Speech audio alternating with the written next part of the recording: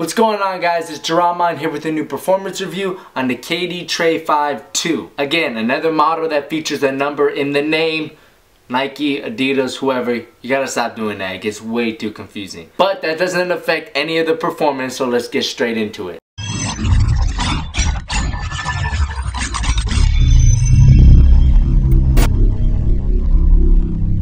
As always at Wear Testers, we're going to start from the bottom, work our way up. The traction is an XDR rubber outsole. Now this translucent part I believe isn't XDR, but there are some colorways that just use a full XDR rubber outsole. If you're a heavy heel striker, I recommend going for that just so that this lasts a lot longer. That's not to say that this is flimsy or pliable or anything like that. It's just to get the most out of your dollar, you might want to go ahead and get the colorway that has both sections featuring a rubber outsole. The KD Trey 5 II uses a full-length herringbone, which is very deep, very durable, and these are gonna last you a very long time, both indoors and outdoors. You can just see from the cut of the pattern, it's extremely deep, and since it's not a tight pattern and there's no close grooves, wiping is almost non-existent indoors. The traction is definitely the best feature on this model, and whether you be indoors or outdoors, the KD Trey 5 II is gonna cover you any direction you move on any surface. This is definitely starting 5 traction because not only does it last outdoors and is very durable, but they also hold up exceptionally well indoors. Moving along to the cushion setup, the KD Trey 5 II uses a Phylon injected midsole with what I'm assuming is a 4-foot zoom unit, because that's usually what we get on this budget models. And I actually went digging in there myself to look for the zoom bag, because to tell you the truth,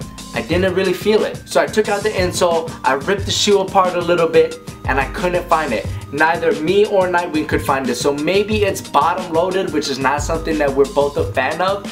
But to be honest with you, you just really can't feel the Nike Zoom unit, and the cushion setup is definitely lacking here. The Phylon injected midsole does offer a little bit of compression, but only in this red area. Elsewhere, your feet are just hurting at the end of the night. Overall, the lack of court feel, responsiveness, and impact protection make the KD Trey 5 II a huge disappointment in the cushion department. I'm gonna have to bench these, you guys. Moving along to the materials, the entire upper is a hyperfuse construction.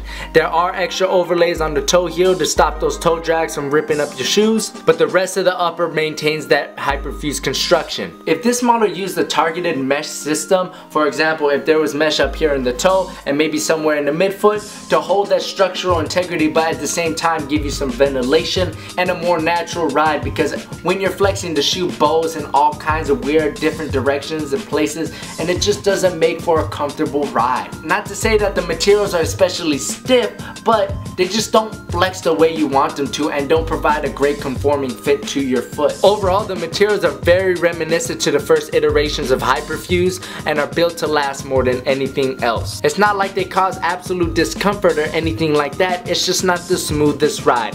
But if you're looking for materials that'll hold up on the blacktop, this will definitely get the job done. So while it doesn't do anything amazing, it does get some things right with durability, which is why I'm giving this a 6-man rating in the materials department. So as I mentioned in the materials section, the fit is a little bit lacking. The KD Trey 5 II doesn't exactly conform to your foot for that one-to-one fit, and there is some dead space in the toe area, which might be the reason why it bows a little bit weird in the 4-foot section. With that being said, the midfoot and heel does a tremendous job locking you down for a secure fit. Overall, the fit on the KD Trey 5 gets the job done, but definitely could have been more refined in this 4-foot area, which is why we're going with another 6-man rating for the fit. So sporting an extremely low cut, the support on the KD Trey 5 II is minimal. Flywire is featured on both the lateral and medial 4-foot section, but due to the lackluster fit here, you're not going to get to utilize the flywire as intended. You got a molded midsole that helps with torsional support, and a small lateral 4-foot outrigger to help you on those hard cuts and stops. So even though the support is minimal on this model, it gets the job done and it's not going to distract you in any way possible.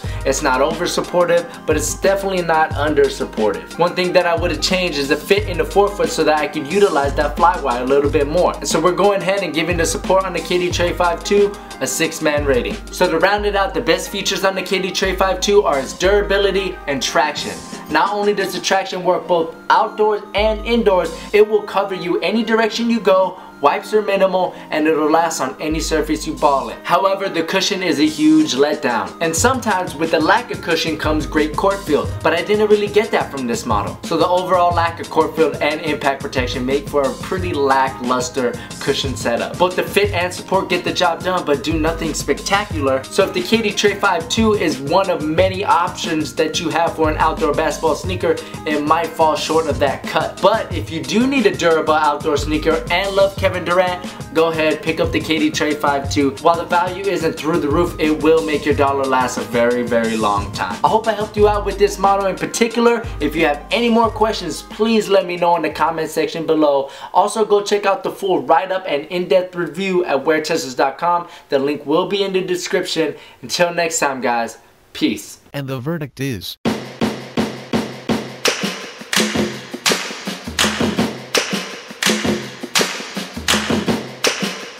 Cannon.